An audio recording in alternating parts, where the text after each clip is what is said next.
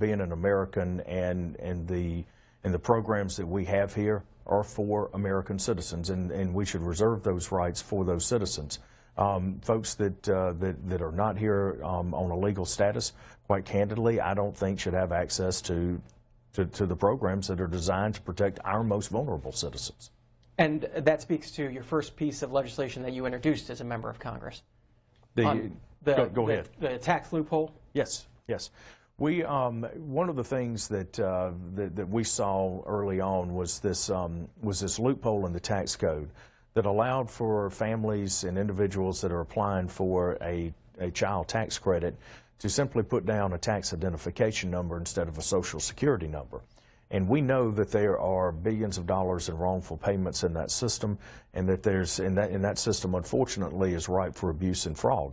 So one of the things that we're trying to do is to close that loophole and make sure that the resources that are allocated there are there for the most vulnerable in our society.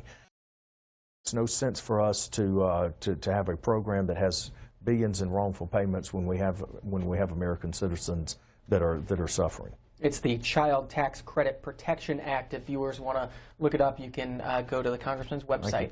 Ed is in Winchester, Virginia, independent. Good morning. Yes, good morning. Thanks for taking my call. Thank you. Congressman, I'd like to make a comment about a statement you just made about why we are in conflicts around the world and why we need to protect our rights. We're in conflicts around the world because our government has put us in conflicts around the world. Dick Cheney and Don Rumsfeld took us into Iraq, and we've been there ever since. And the people that want harm to us, more than anything else, want us out of their lives. We went to Afghanistan to get Osama bin Laden. Last time I heard, a Democratic president took Osama bin Laden out. We need to get out, and we need to come home. Thank you. Congressman. Listen, I'm like every American and everyone serving in Congress. We would like to get our men and women serving this nation overseas home as quickly as we can, but we can't ignore the threats around the world.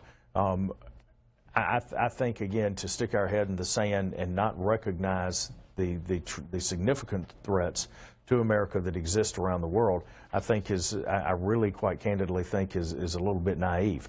I don't like the fact that we have to go overseas and do these tough jobs, but at the same time, we're going to make sure that our men and women have the resources, and we need to make sure that American policy backs those up, and that we can defend ourselves and get back home as quickly as possible. One of those places where a lot of live is Norfolk, Virginia. Mark's calling from there. Line for Independence. Mark, good morning. Yes, good morning. Congressman, I tell you, you really incited me this morning with some things that you said that I just find completely impossible. First of all, let me state this. My relationship with my doctor is awesome. It has been awesome before, quote-unquote, Obamacare. It's awesome right now. We're a family of 7, and we have not seen not one difference as far as the time that our physician takes with any of our family members. The second thing that really gets me what you said is how in the world can you as a congressman, practicing dentist, determine for American people from all swaths of life and background to determining what is affordable, okay? Affordability is relative. And the idea that you or any other congressperson has the foresight or the living experience of many of these people who are listening to this call right now to determine what's affordable, I just think it's totally insincere. And I think you guys need to take off your political hats and get down to earth and really decide what's really best for the people instead of talking points. Congressman. Well, I am grateful that you have a great relationship with your doctor. I think that is vitally important, and the fact that you've got that in Norfolk, Virginia, that is fantastic. But I can tell you that there are a lot of people in the 3rd District of Georgia that don't.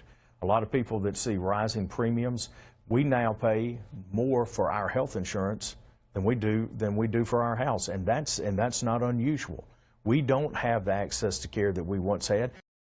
Unfortunately, I can tell you as a healthcare provider that my ability to spend more and more time with my patients dwindled every single year as more and more regulations were implemented upon the healthcare industry.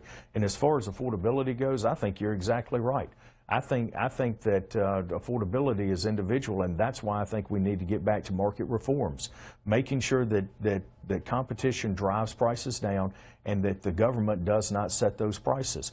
Could not agree more with you. The last thing we want is the federal government dictating price controls in any given market, and I think that's another reason why we need more flexibility with the states. States, what's right in Virginia may not be right in Georgia, and what's right in Georgia may not be right in Arizona. States need the flexibility to be able to address the health care needs in the different circumstances that exist in their states with their populations. So to the caller, I agree. I don't think the federal government has any business setting price controls and should get out of that market. Time for one more call. Maggie is in Midland, Michigan, a Republican. Maggie, good morning. Good morning. Thanks for taking my call. I was just listening to the congressman and about American values as far as being involved all over the world.